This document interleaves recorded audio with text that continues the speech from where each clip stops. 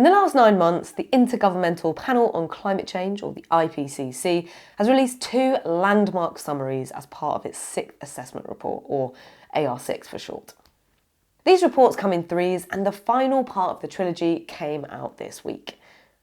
The first and second parts are about the physical science of climate change and the climate impacts and vulnerability, and I covered what both of those meant for the cryosphere in 2 previous videos. The third part of AR6 is here to leave us on a slightly less gloomy note by offering visions of what can be done to tackle the problem and a roadmap to avert the worst scenarios that were laid out in parts 1 and 2.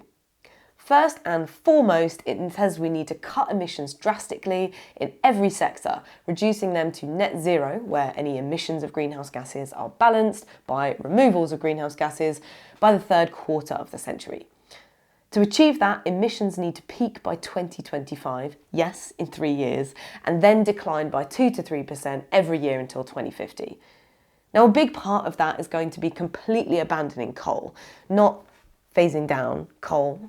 I'm looking at you, Glasgow Climate Pact, and then electrifying almost everything. The report shows that emissions are still rising, but they are starting to slow down, and it picks out at least 18 countries that demonstrate that sustained emissions reductions are possible. Committed emissions from existing and planned fossil energy infrastructure pushes way beyond the remaining carbon budget for 1.5 degrees. Meaning we're also going to have to retire many existing fossil fuel plants early. So, soz oil and gas industry, but I'm sure you can absorb those extra costs associated into the billion-dollar profit margins you made last year. To properly divorce fossil energy, we need a massive upscaling in electrification, and crucially, that electricity must come from low-carbon sources. The good news is that the cost of renewables keeps plummeting. Since 2010, the cost of solar energy and batteries have both fallen by 85%, and wind's costs have fallen by 55%, driven by, and emphasising the importance of, supportive energy policy. Policy is repeatedly shown in the report to play a key role in tackling emissions. The laws that have been implemented have been really successful, but there just aren't really enough of them, and the money to back them up isn't really there. Since the previous report 8 years ago, there has been a proliferation of targets, particularly those associated with the 2015 Paris Agreement on climate change. But as we saw in Glasgow at COP26, many policies don't go far enough, with some heavily emitting sectors and potent greenhouse gases not even included. Current pledges and targets are not consistent with a 1.5 degree or even a 2 degree world. In fact, it's looking closer to something more like 2.7 to 3.2 degrees, depending on who you ask, of course, and whether they're a glass half full or glass half empty kind of person.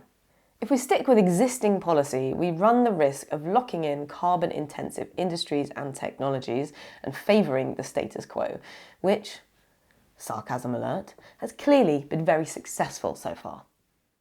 Another important point in this report is about the relative importance of individual action.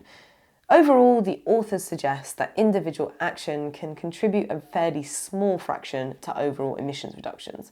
They emphasise instead that the real change must come from systematic transitions, especially to energy systems. A complete restructuring is needed to move away from fossil-intensive infrastructure and towards low-carbon alternatives. But changing those systems and implementing supportive policy makes it much easier for people to make those better environmental choices.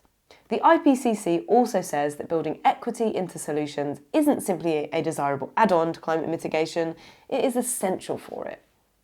Without the buy-in of everyone in society, the kind of wholesale changes that are needed simply won't be possible.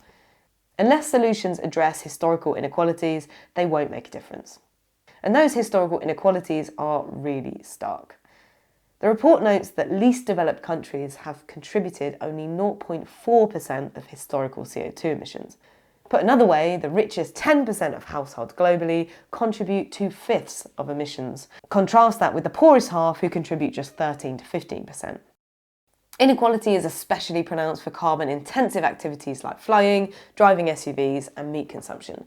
For instance, the wealthiest 1% globally are responsible for 50% of aviation emissions. The more equitably we approach the problem, the more aggressively we can cut emissions, and the less we will have to rely on carbon removal technologies like direct air capture that are as yet undeveloped at scale.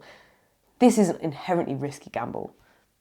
All of the scenarios that limit warming anywhere near 1.5 degrees involve removing carbon dioxide from the atmosphere and locking it away. Some of that carbon removal can be achieved via land use change, for instance enhancing natural carbon sinks like forests and grasslands, but the report also stresses that these kind of land use based approaches cannot compensate for slow transitions in other sectors. In other words, you can't just plant a tree to offset your new SUV. The wild card is with the more technological solutions like large-scale carbon capture and storage or direct air capture, which sucks CO2 directly out of the atmosphere and pumps it back underground. The technology isn't really there yet to do it at the scale that's needed, and it's massively expensive, making it quite risky to rely on this so heavily in future. The report notes that more efficient, equitable and sustainable pathways are much less risky. It can't be stressed enough that greenhouse gas removal technologies are no substitute for emissions reductions.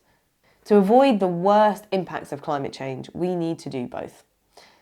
We've left this so late that we need to drop everything to fix this problem at almost any cost. It's like leaving your essay to the very last minute and then having to pull a caffeine-fueled all-nighter to get it done before the deadline. It's going to be hard, but it is still just about possible. And hell, is it worth it?